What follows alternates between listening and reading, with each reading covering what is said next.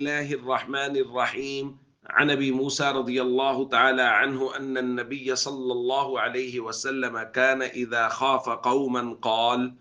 اللهم انا نجعلك في نحورهم ونعوذ بك من شرورهم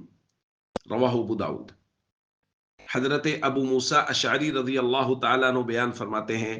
کہ نبی کریم صلی اللہ علیہ وسلم کو جب کسی قوم سے کوئی اندیشہ ہوتا تو آپ اس طرح دعا کرتے: اللہم انا نجعلک فی نحورہم ونعوذ بک من شرورہم، اے اللہ ہم تجھے اس قوم کے مقابلہ میں کرتے ہیں اور ان کی شرارتوں سے تیری پناہ میں آتے ہیں۔ دوستو،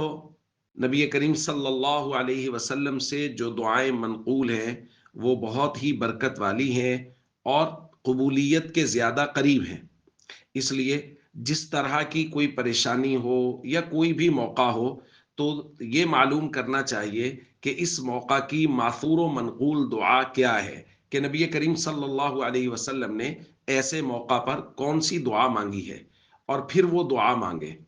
جیسا کہ اس روایت میں ہمیں معلوم ہوا کہ جب کسی طرح کا کوئی اندیشہ ہوتا تھا، کسی دشمن کا کوئی خوف ہوتا تھا، تو نبی کریم صلی اللہ علیہ وسلم یہ دعا پڑھتے تھے۔ تو ہمیں بھی اپنی مشکلات کے وقت، خاص طور پہ خوف کے وقت، ان دعاؤں کا اہتمام کرنا چاہیے، اور خاص طور پہ یہ دعا: اللہم انا نجعلک فی نحورہم ونعوذ بک من شرورہم۔